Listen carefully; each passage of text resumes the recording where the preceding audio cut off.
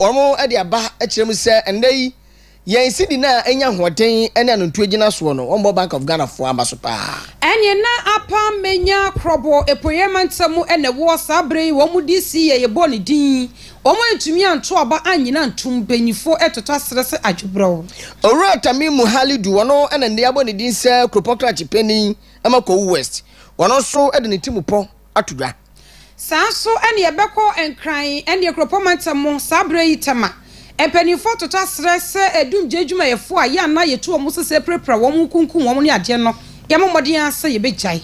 akwansiabrane ene esi ewodoma hinkro unim de ntia emunchiremu awie yi ebusia ensami afoforo bi eka ho ene yenya brede beso wo se wontumi ewia promchibre kase bo ewo Western Diamond Television Abena Serwaa ameni ampon ene diame meje so mene Okyeremaba AS Enchill the radio PR yeda se wafidie no eda ha sei yetwe ho aba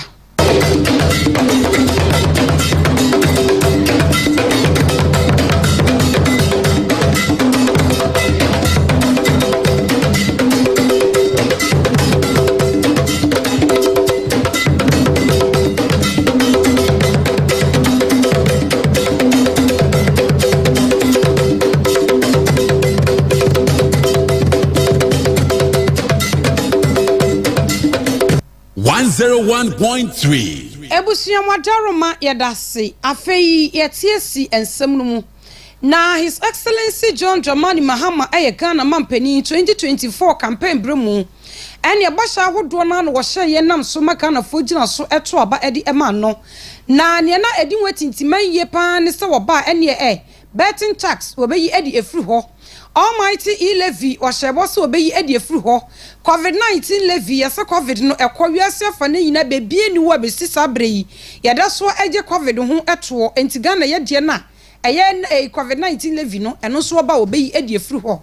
na wade ose de aye yo wo ba ye taxes ahudo bia wo shebo so obeyi no watumi yi edi efru wo bi te se ene e-levy wo yi edi efru wo betting tax eno so yi edi efru wa ena Ghana fo bi say apapa yes wo de adanko dadadwe waka kire say COVID-19 levy no so be yi de fru wa de nti ena we yi tax ni bi de fru wa bepem sabre wonya yi eno emfa emfru ho na eno ada President John Dramani Mahama na 120 day social contract woni Ghana fo koye no wo bebu ho akonta wo kire mu say wotumi ye dodo na ebi nso wa wotumi anyeye na wo bono wo abaso papa sanse wotumi akopam akonenim na nekasa no mu no ene wo kire mu akire Ghana fo ni entia ene COVID-19 health recovery levy eda so ewo ho no mu a wo yi emfa emfiri ho na yera John Dramani Mahama ye Ghana mampani kire mu se sa COVID-19 levy ni menu no mu eye se na menimu o se aban dada no eko IMF ekwaje bosia se ye de ba betoto ye nwoma yie no ene wo mu ede san hyehye ne de ma wo mo enti ye yifiri wo to promu sanya de be ye yie na emom no wo hye Ghana fo nyina bo se obi an kana komato ne yem na ndisi aban a omugu so mo ni IMF mpanimfo ni didi nkomo na wo mo ahyekwan befa so na chese COVID-19 levy no wo mo atwe ye firi wo na aboa ma Ghana fo bo sha wo mo edi ehye wo mo fa COVID-19 levy no ho no wo mo atumi edi so edi ama wo mo a yera John Dramani Mahama wakasa say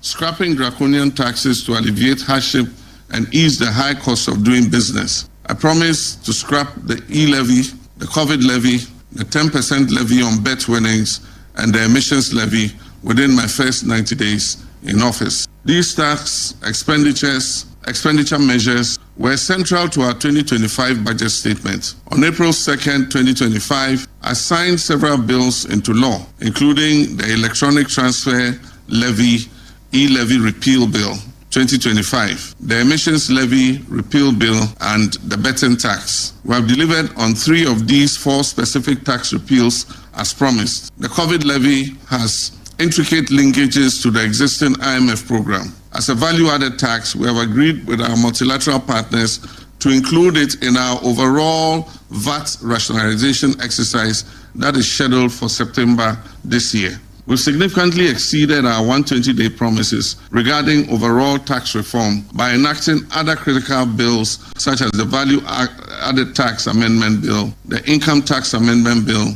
the removal of VAT on motor vehicles, the Public Financial Management Bill, the Growth and Sustainability Levy Act, the earmarked funds capping and realignment bill, the gold board bill, the energy sector levy bill, and the petroleum revenue amendment bill. And His Excellency John Dramani Mahama Eddie Way Atu Ja Ewie no was sign at one Casano so. Na ye nusa washa bossa oba. Any enkwada womu ekwo into a school, a year universities are hold one womu first year ni die. Was say aban ebefa ehun eka. Na president eda ne di enu adase. Any ebeye 150,000 first year students a wom ekwo ye public tertiary institutions. A year universities a ye aban edia no. Enkwada womu ekwo mu no. Aban ebetue womu nyina womu school fees. Edi ama womu ni nyina no. Ni no academic fee policy a wodi eba no na wasan eda na di kire mu sika podua ye di ekwakodi se adwuma na wo kire mu se 452,940,000 ene yetumi atwa ede ato ho no mu a ene afinko no Ghana kwada wom eco school 156,294 first year students e Ghana fa na nyina no ye di eba betue sa sika ede ama wom amomako akwakwaji entity I promise to convene a national consultative conference on education to build consensus on the necessary improvements to our education sector. I'm glad to report that this promise has been fulfilled. Over 2,000 proposals were received, including a survey on free senior high school with 20,000 respondents. The report on the consultations will be ready by the end of May 2025 and will be made public. The extensive consultation was crucial to building a genuine national consensus for sustainable reform in our education sector. The no academic fee policy for all first-year students in public tertiary institutions was a key promise to ease burden on families and expand access to higher education. My government has taken concrete steps to implement this. 452,940,012 Ghana cedis has been allocated for the payment of academic facility user fees for 156,294 first-year students in public tertiary institutions for the 2025 academic year. Get Fund has also been instructed to pay the fees directly to the tertiary institutions, ensuring timely disbursement. The No Fee Stress application portal has been developed and is now live for first-year students to register and authenticate their eligibility for this government. His Excellency John Dramani Mahama Ghana Mampeni ono ne kasa yi. Na ye from anyosemu a yeremu e wadwadie kase bomu. Ghana Union Traders Association twenty wa from Guta. Wamo na ndai wono ebo Bank of Ghana skakra bia kase yi abaso se wono ya de papa. Sanse every opepon bosumi ye mu ebebe wura eye obeni bosumi akra me eba oforiso bosumi mu no.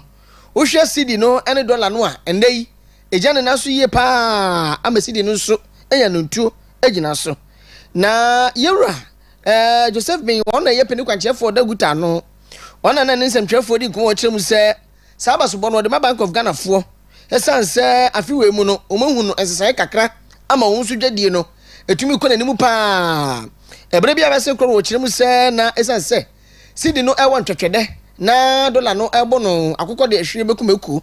ama na won dwadie no so ato apepa eno nti se ne aba ne se yi no na sedan kuto ana omo so ede ema Bank of Ghana no amra do da no ena adwumafo ni na kyerem se mayamfa sedan no dodo na so fam wo mo sanse ohwa aba we nso oba yeyi bibi afra no fiscal discipline no se kwa befa so a na so afo no oman na kasa amra do da no anase mampeni no mbedi sika ede aye nneoma hodo oman mu no wono mu ahwe yie pa atete nneoma so nti ono so ka hu bi ana ma ndei se ye kase dollar no so na ho ode na tia kofa masidi no enya wode na etumi ewie peyo womo da de srede na to abaye ni mu se ne asidi no endei ejina yie na ma mudwedie so ekon kan na enema bo ye hwe ni se betumi atia ba fomo no mo hwe na muso mu krom yie pa muso steni se ne betumi abo na kwa ese aye ndepe na de na ewie sa wo kire bi beduru bebi so na dollar no so hwe na hwe sidi no to mo sese enyi ni yie. Yo, so the Okondia no me share and send the Yaka Yana de Biano Ekujina Asian rate Yanema ye get trace said the Biana Sidi enough more than the back of form. The Tran say now ye get no airship. So what is a Sidi now more than no cost Rusi Kim? They say ye jet no edi air become home. Enchill moon say Senanwin na dollar near 16 Ghana cedis. So we got $100,000. Next, we got to pay 1.6 million, and I would have got $100,000. Now in the year, me fan say about to be a 14.4 and a 14.5 and a 14.2, whatever the rate. So we got to the same 100,000. That's a dollar near 14.5. That's a we got usually 1,450,000, and I got to the same $100,000. Next, when your savings, what you save. What me Accra 150,000 Ghana cedis. They say no abeka budgetria wo de ye adwuma ho. Any say enya jetre no a ebeka ho no pe. Na wasan enya emfaso na wa transfer benefit no ama o consumers. Na because the jet na ye di no the fapem pa no eye ade aye friend turnover. E say wano no a ye de to ade no. Na ema Jadi tumpong, me nyam fasudi. It is a when you man aboard there, one more ton near man, Omunto.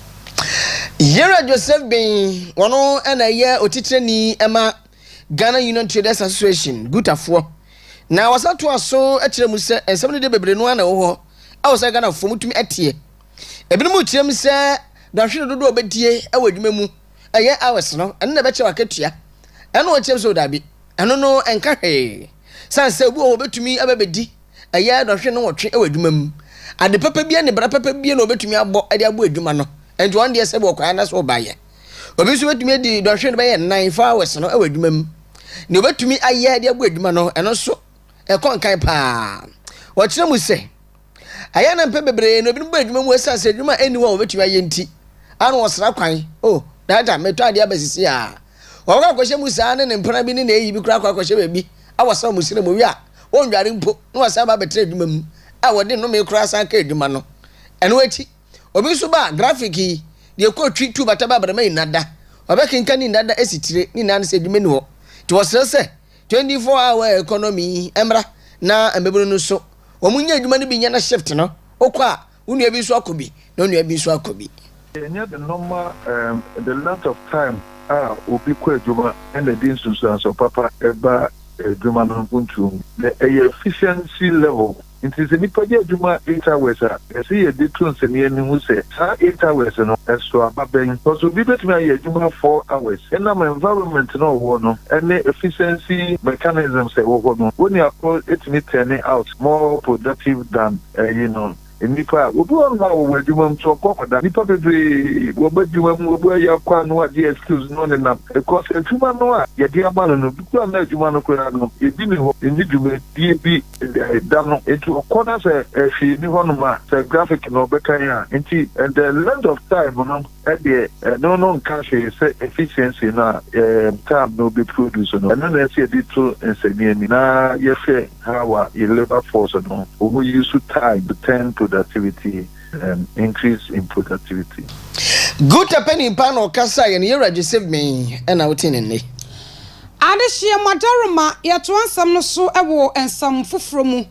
Ye the enichtremu ewo epoye mantamu and your district chief executive yaboni di ewo upper menya krobo district. And no ewo epoye mantamu eye enyamfo Emmanuel Kwesi Lawe.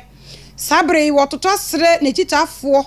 Any the National Democratic Congress amanyo konima wom ewo apa menya krobo so obia enkana kuma encho ne yam ani obia kana kuma ehuru papa na adanti ena kuma ehuru yi ekiremu se ene DC yaboni din Ghana man pani boni din se yemfa nko na assembly members mo yeso honorable mukokromotikeko mo fa nko tintim so na yen confirm yewura no man mra me adwuma no womu ekoto obo no wato betie yi rani se poto assembly ho na nyasem kuma kra na omu kokrampo no yeso omu santo abo na presiding member omu yi na yentumi confirm papi omu koya nwa ni na poto kire se yewura no enya de womu epe no enu nti asasawa ene ye rano ni nsantrofo edi nkomo ene wo kire mu se ene presiding member ne de e wo so mutumi epa na wo ba ebe ye dwuma se ne ebe ye aban ne hihye no entumi enko enfa entia na wo kire mu se aban ehye eye Ghana mampani John Dramani Mahama ne mpanifo ehye assembly members nani mu se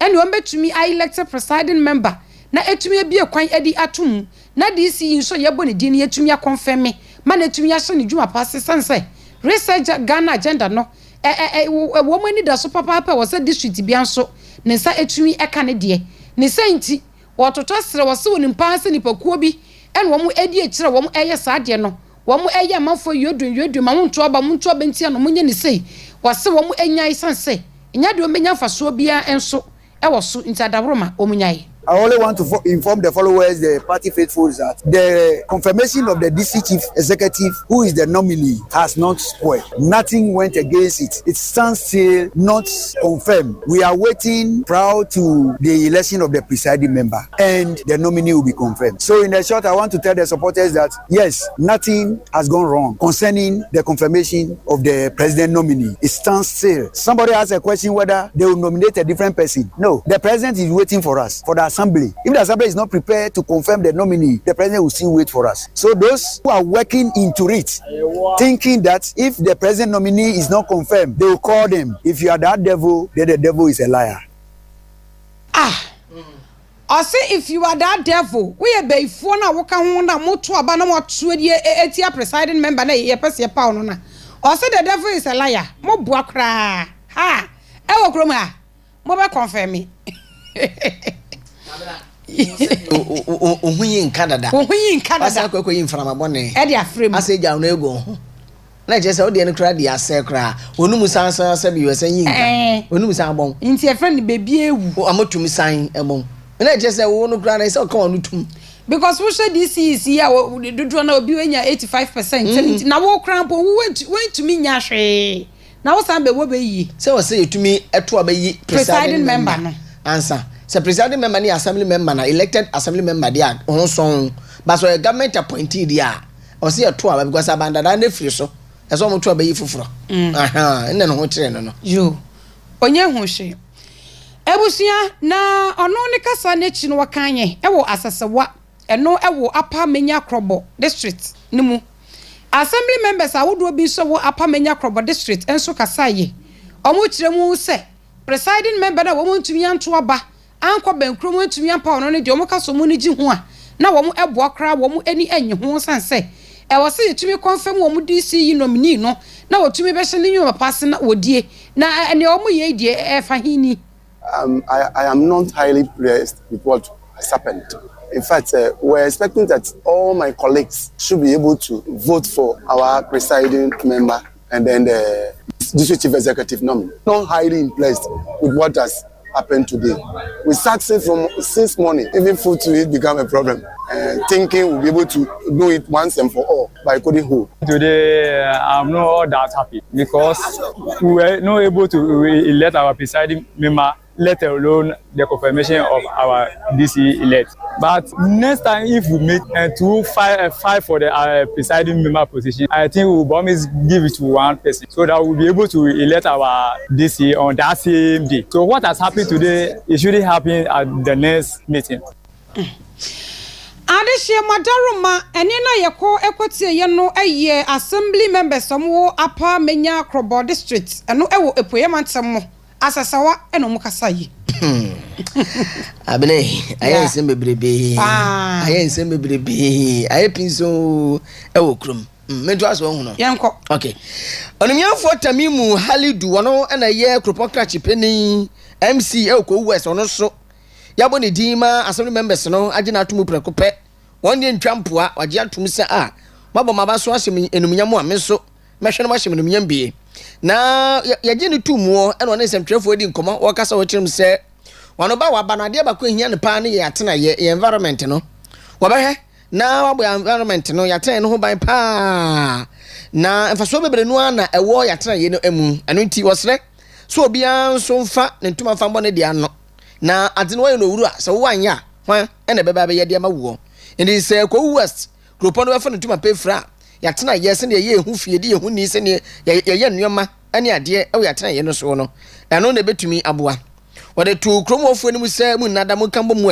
na anya asɛm member no nko anasɛ MC no nko na nya ye na so ɛyɛ asɛdeɛ sɛ betumi aboa ne atena yɛ no etumi afefɛɛfɛ na mmom obi bia no wasɛbe obebu mmara no so no de ɔmfa mmara no ɛmfa ɛhyehyɛ nkyɛnkyɛn bebia obɛde na di pa ɛde akyere nto sɛ sɛ obi ama mmara no ɛnyɛ dwuma abato no to yɛ ɛde egi ne tumu no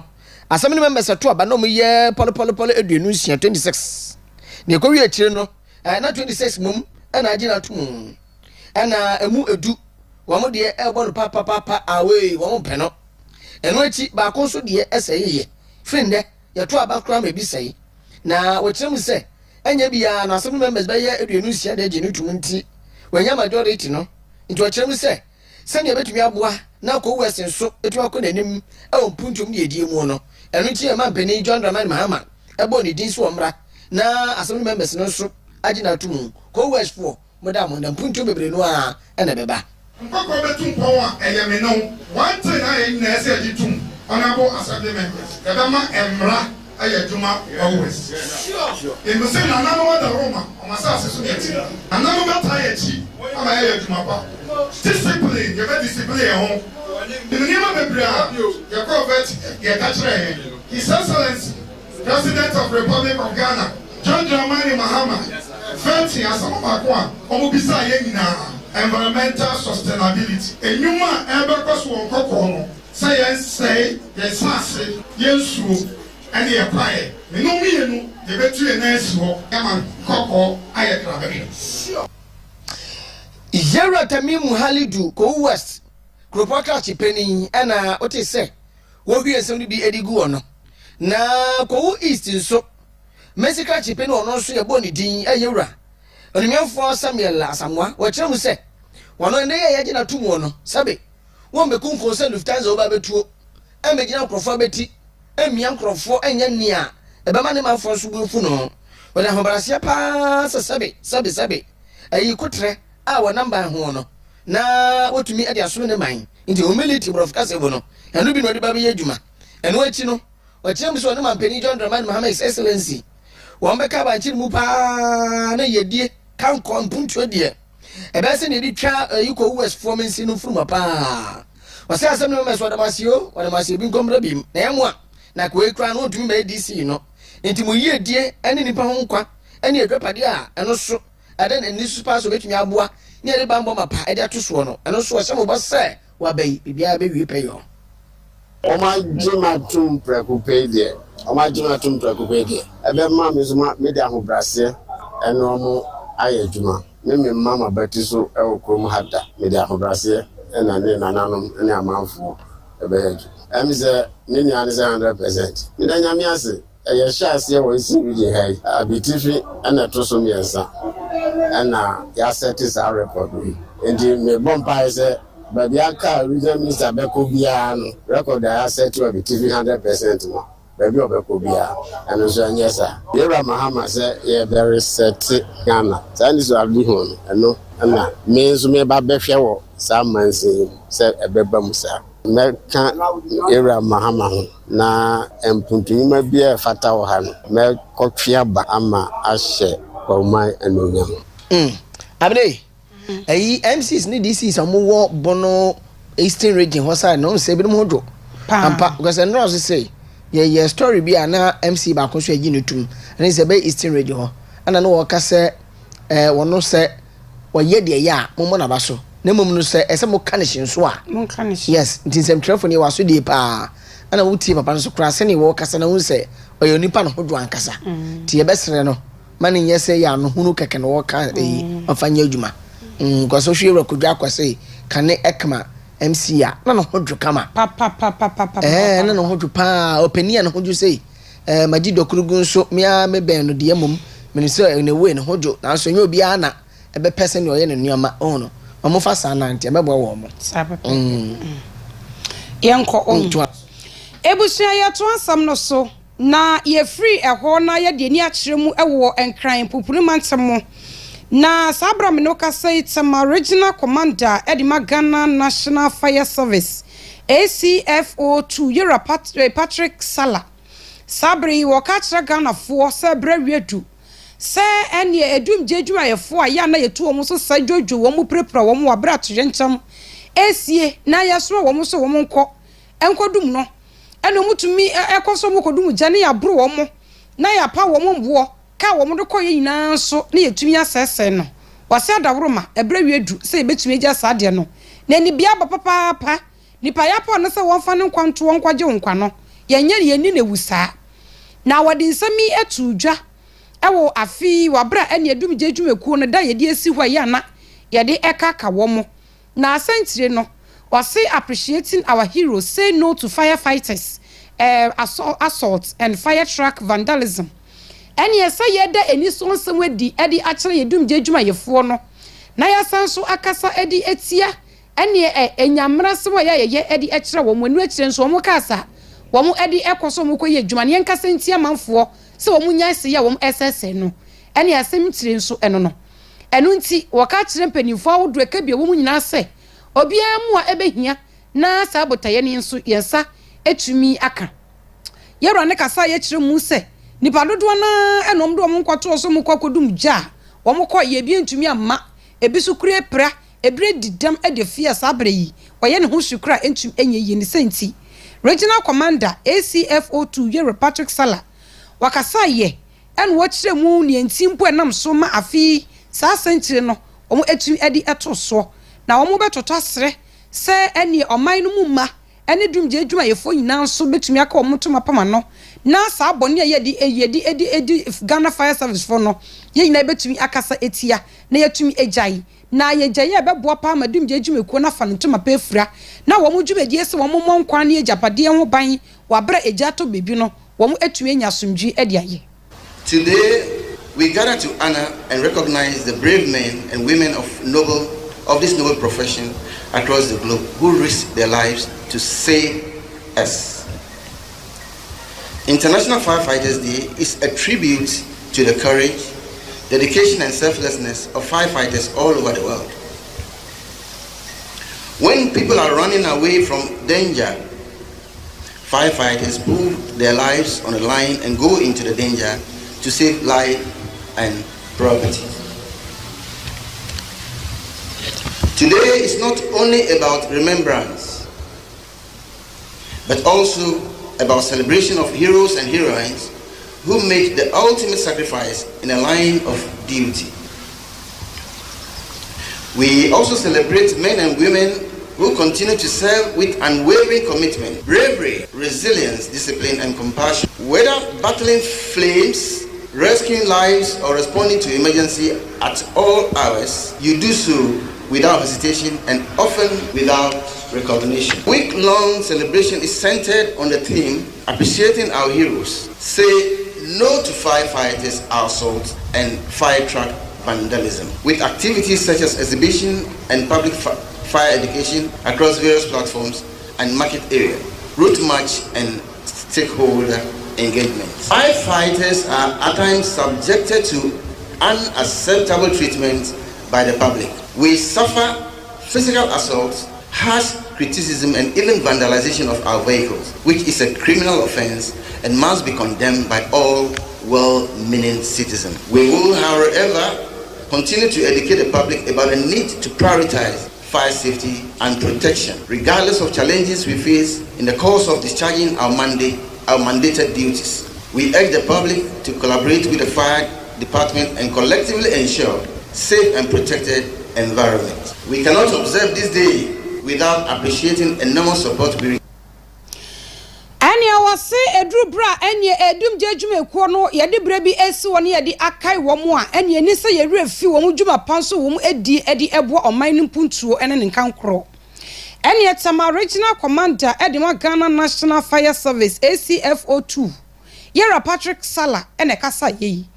na djumedi na se no na Deputy Metro Coordinating Director Edema Tama Metropolitan Assembly enye Cherob Poku Akwati nso kasa ye no kasa no kasa di tia Ghana fo se Ghana fo bi no wo a wo mu ni abadaye bako kra sei ene obi store obi fie eja to mu adum je ku adwumeku no anadwo de som wadane yenya no so omra medum no no na wo mu prepra wo mo ebi kra yetumi kum wo mo obi tumi rem so okodum gya wakwa wo mabiem wakyedwere be wo wabusuo enso ganafo ye ne yehu wo mo bo wosesa adna ye ne de enye krakrakra enti yenyai na assembly no so aye krado adechi bia no emu Ghana National Fire Service ebehia no wo mo de beboa wo mo na wo mo dibre mpo no wo mo tumi pege mu kama edi ama wo mo na wo mo tumi edi wo mo adwuma yie. Regional Fire Officer, the issue of fire truck vandalism poses a significant threat to our firefighting capabilities. Vandalism not only causes costly repairs but also delays emergency response times, thereby endangering lives. We must work together to dispel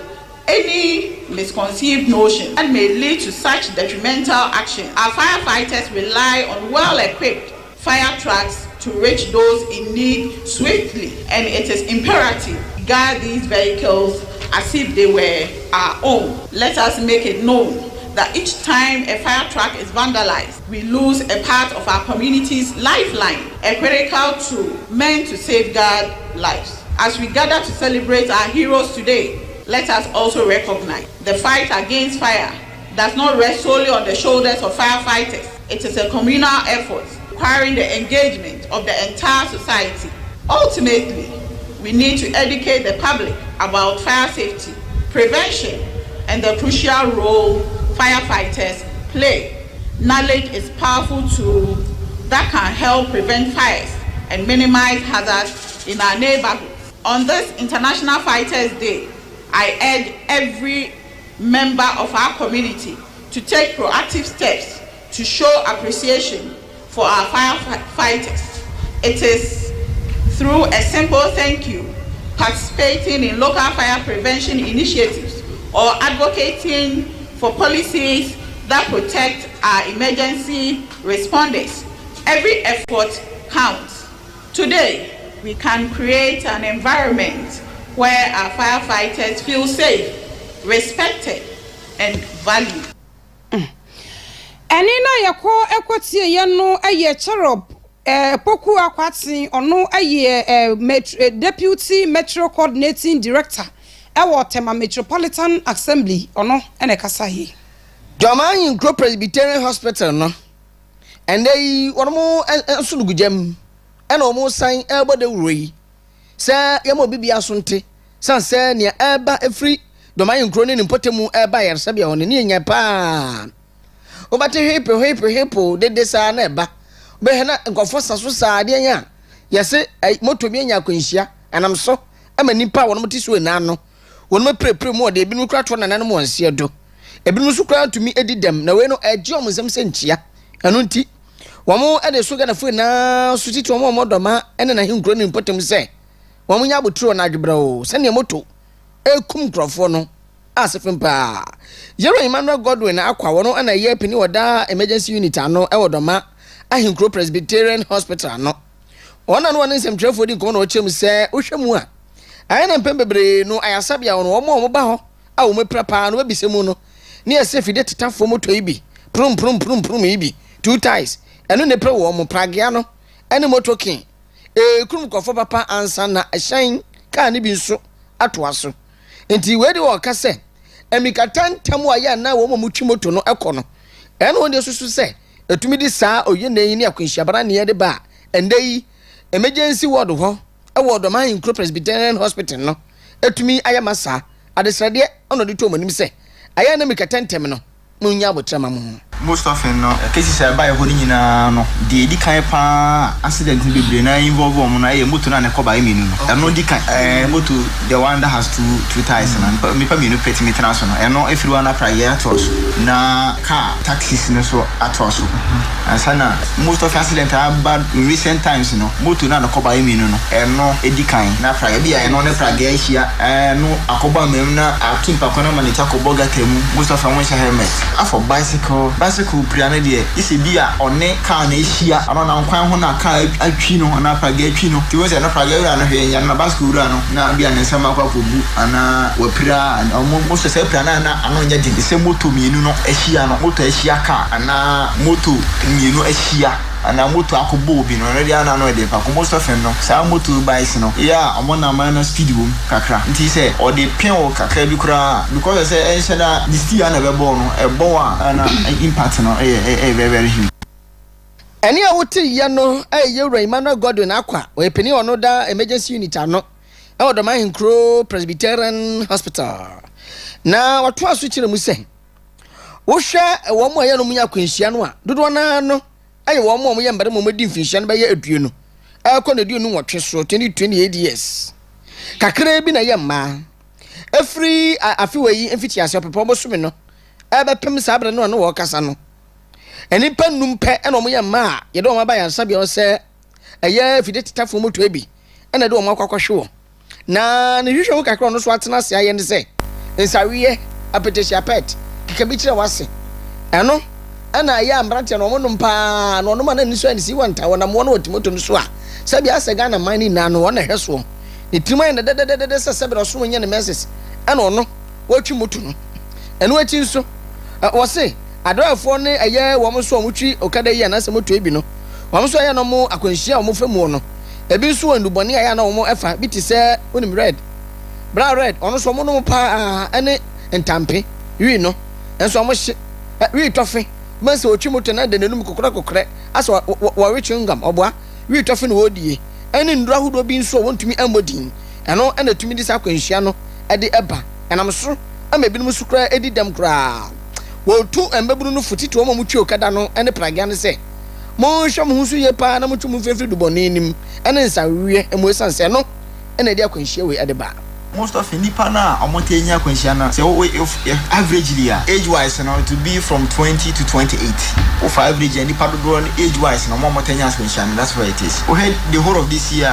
on our records no ma mo nko di moto no manya accident ye be ye nu do na kan nyina ye mrantie na sa ma na kwa no mensan esi wa najo mrantie no so manya do na beba no na ye wa no mensa kakra wonya kwanhia no because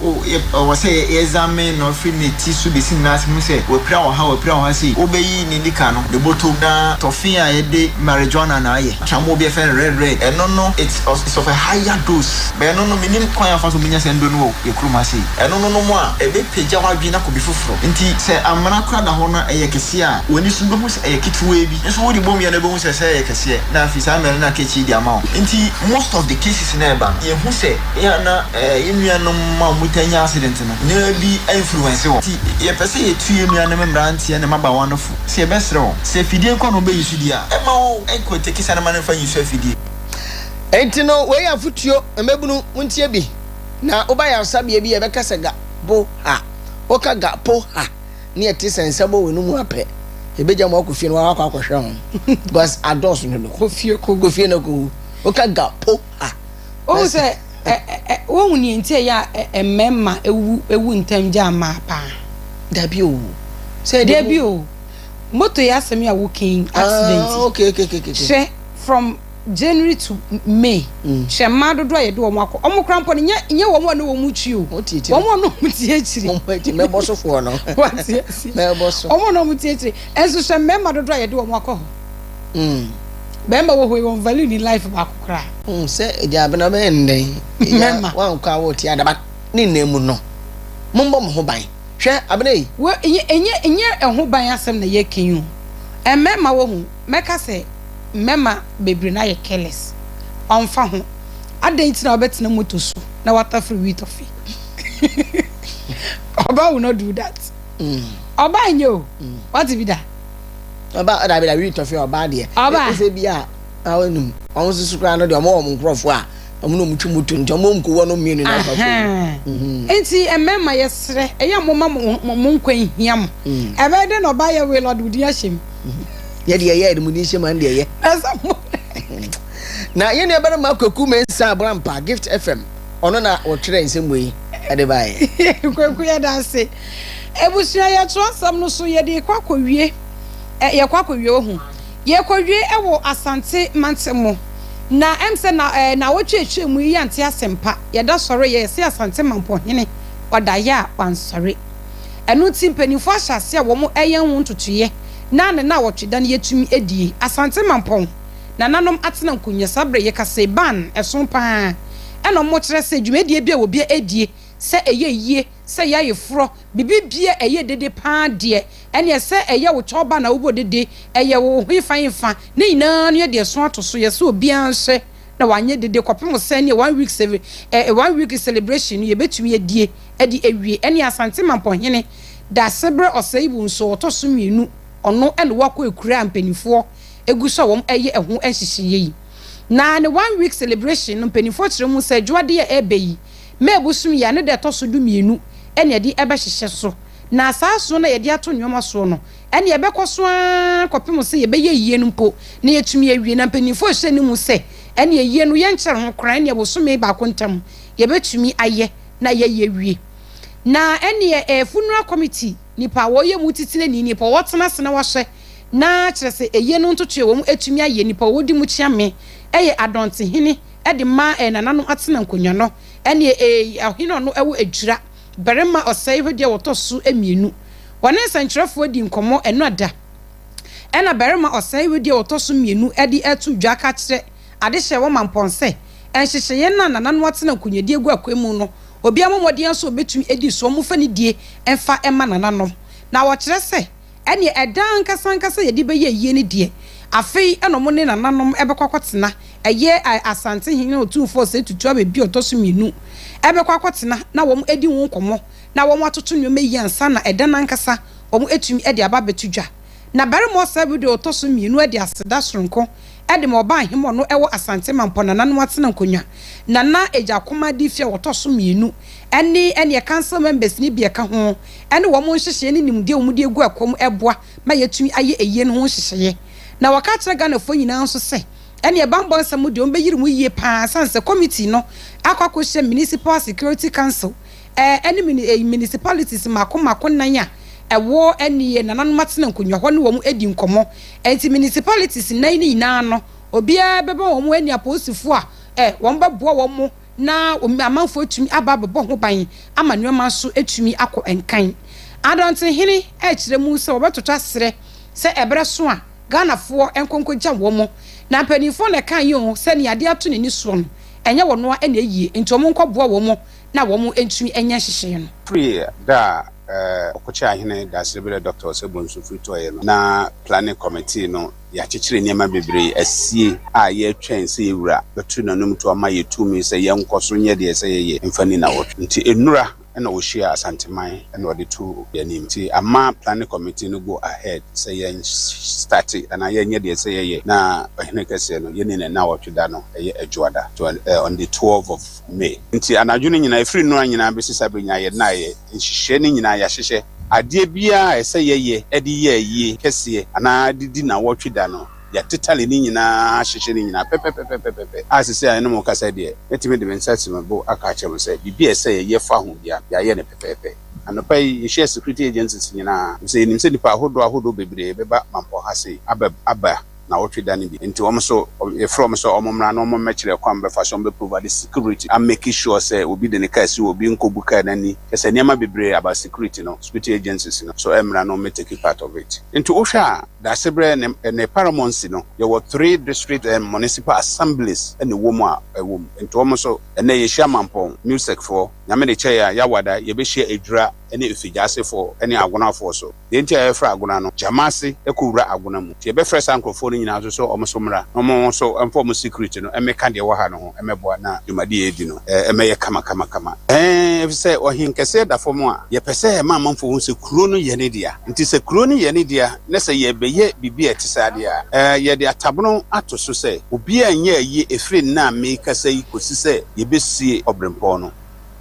wɔsɛ obiara nyɛ yie bibibia wɔbɛyɛ a ɛdedede bɛbɛ kromu no yɛde ɛso ato so obiara nu ɔwɔ kwan so obetumi ayɛ kɔpem sɛ mampɔhene yɛbɛtumi akora n'ekyi kura nsa yɛtumi epegye de firi hɔ na barima ɔsɛ wedeɛ ɛde ne kasa no ɛkɔ wiye no